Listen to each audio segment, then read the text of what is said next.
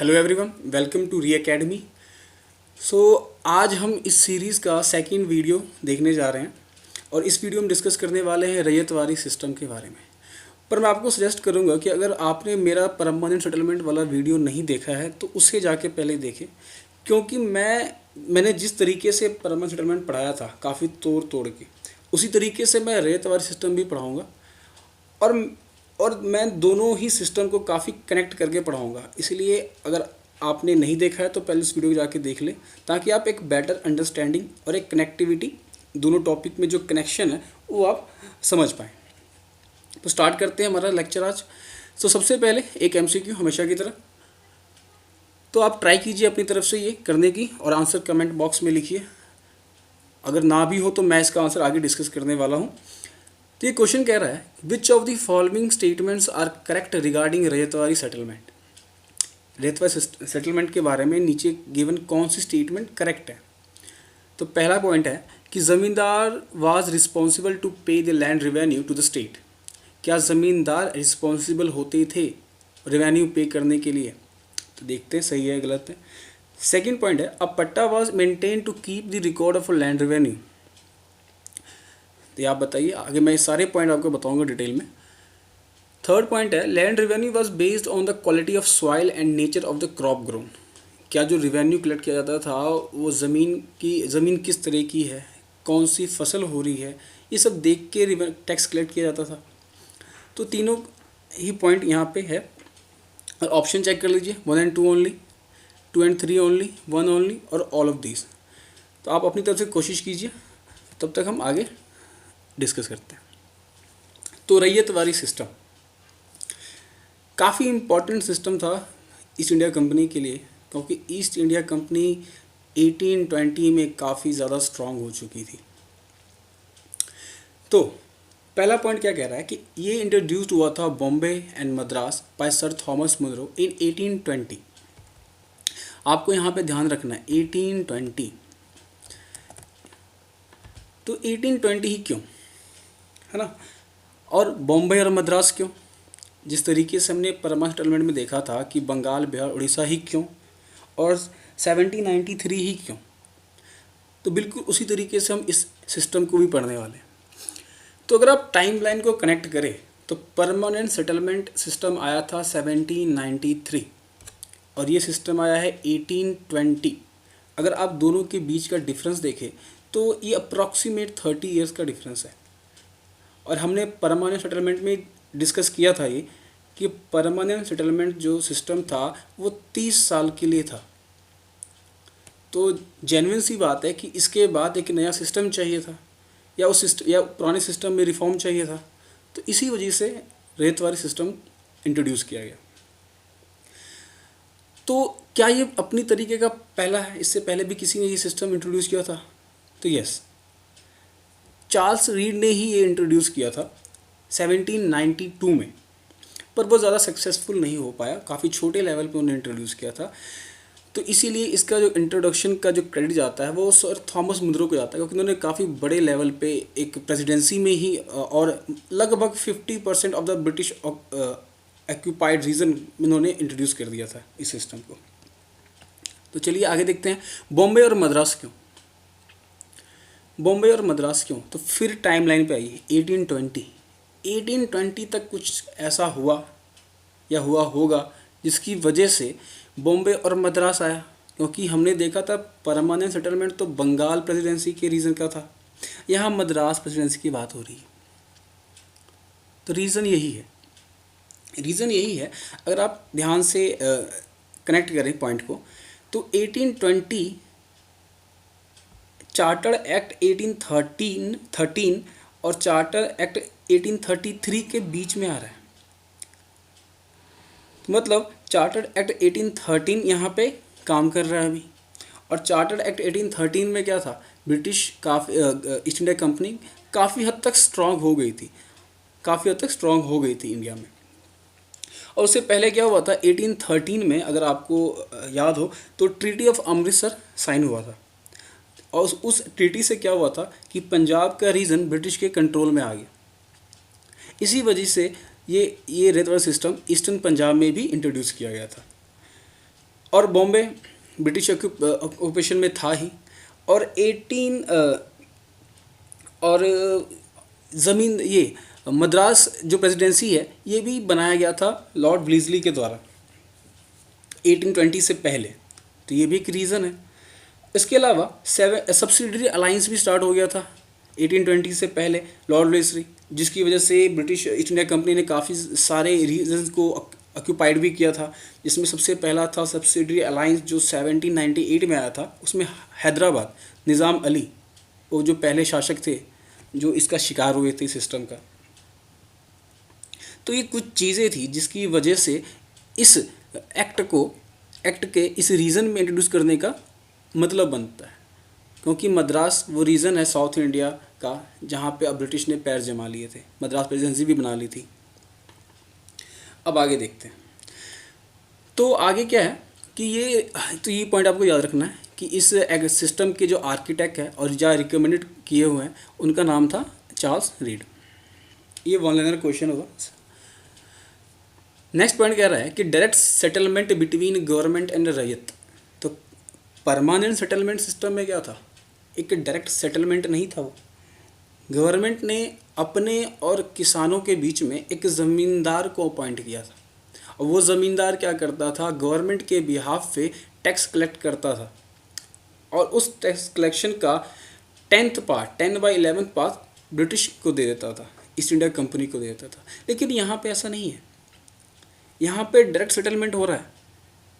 Direct government और किसान मतलब रैयत आपस में डील कर रहे हैं।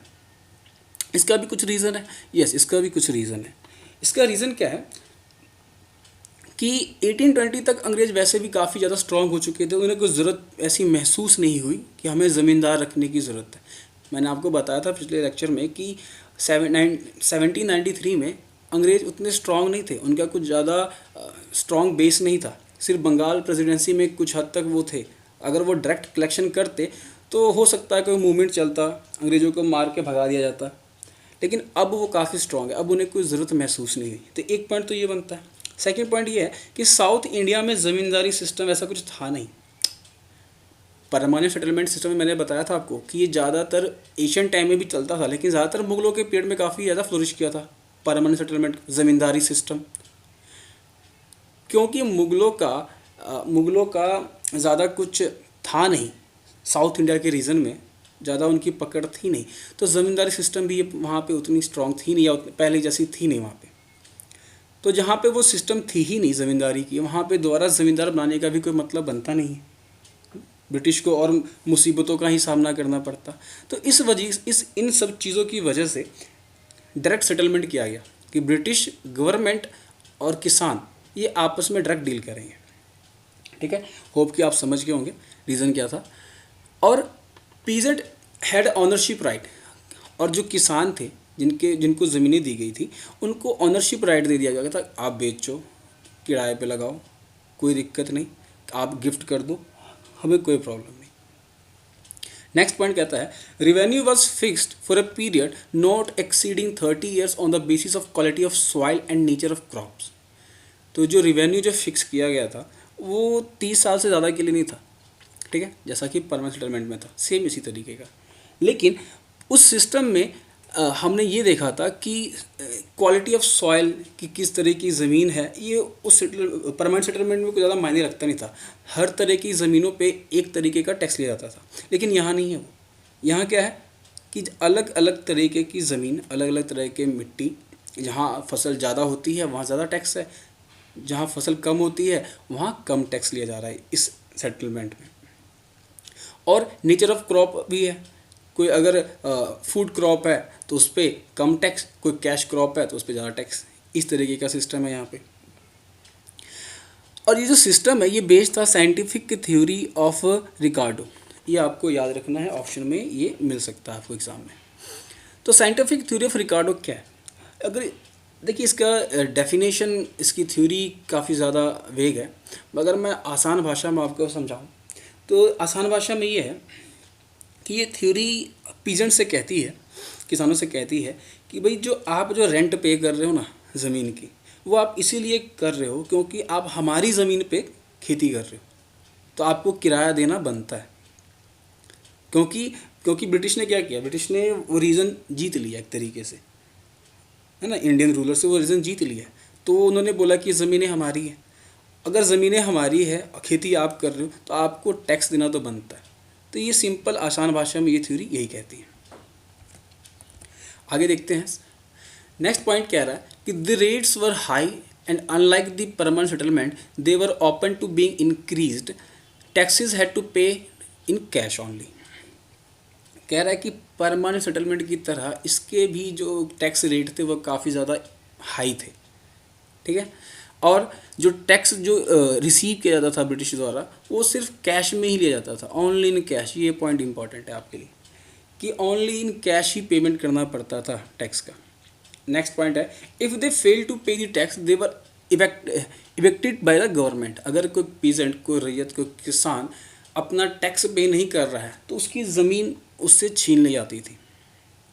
Next point, a patta was maintain to keep the record of the land revenue. अब पट्टा ये काफ़ी अजीब शब्द है, लेकिन आसान भाषा में इसका मतलब ये हुआ कि एक तरीके का डॉक्यूमेंट होता था, लैंड का डॉक्यूमेंट।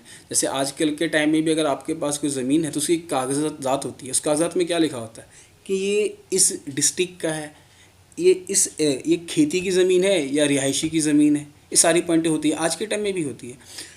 ये ड्राई लैंड में है, ये वेट लैंड में है, इसके ऑनर का नाम कहाँ क्या है, ये किस डिस्ट्रिक्ट में है, किस ब्लॉक में है, ये सारी चीज़ें आपके ज़मीन के कागज़ पे लिखी होती है आज के टाइम में भी।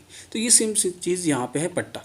उस टाइम में भी ये एक रिकॉर्ड बनाया जाता था ब्रिटिश के द्वारा कि जिस पर्सन को ज़मीन दी है उस पर्सन का नाम क्या है, वो ज़मीन कहाँ पे है, वो टैक्स कितना उसने टैक्स पे किया, कितना बचा हुआ है, ये सारा कुछ उस पट्टे में लिखा जाता था।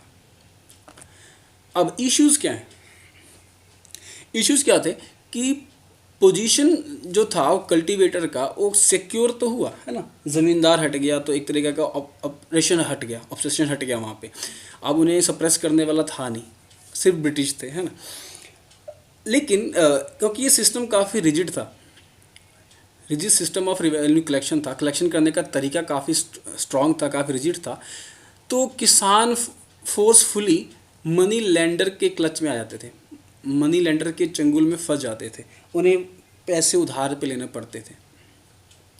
महाजन मनी लैंडर्स वो were granted loans to cultivator by monitoring their land.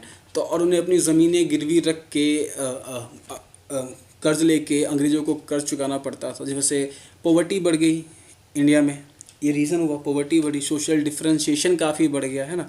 जो मनी लैंडर थे ये काफ़ी रिच होने लगे इस चक्कर में, एक third he class of society में एक थर्ड क्लास ही जनरेट कर दिया उन्होंने इस तरीके से। फोर्थ पॉइंट, नेक्स्ट पॉइंट करता है कि besides this the government itself become a big zamindar and retain the right to enhance revenue at will. अब क्योंकि वो बहुत स्ट्रांग हो चुके थे, अब उन्हें ज़मींदार की ज़रूरत नहीं थी, अब वो खुद ही ज़मींदारियाँ काम करते थे और खुद ही ज़मींदार बन गए। तो ये आप समझ गए होंगे, आई होप काफ़ी अच्छे से मैं समझा रहा हूँ पहले से ही। अब इम्पैक्ट क्या है, तो इम्पैक्ट जैसा कि मैंने आपको पिछले लेक्चर में बोला था, इम्पैक्ट मैंने सेम रखा है लगभग, क्योंकि ये देखिए कोई भी टॉपिक के पढ़ने का एक एस्पेक्ट होता है कि किस एस्पेक्ट में आपको एक टॉपिक पढ़ना चाहिए। तो कि ये लैंड रेवेन्यू सिस्टम सोसाइटी में काफ़ी इम्पैक्ट किया इसने, सोसाइटी के लोगों में सोसाइटल इम्पैक्ट काफ़ी ज़्यादा था, इसीलिए हम वैसे अलग अलग पॉइंट ना लिखने की बजाय सोसाइटी के डोमेन में रहे तो ज़्यादा अच्छा होगा, इसलिए मैंने काफ़ी ज़्यादा सारे पॉइंट लगभग सेम रखे हैं। तो पहला पॉइंट कहता है कि the investment in land begin to decline.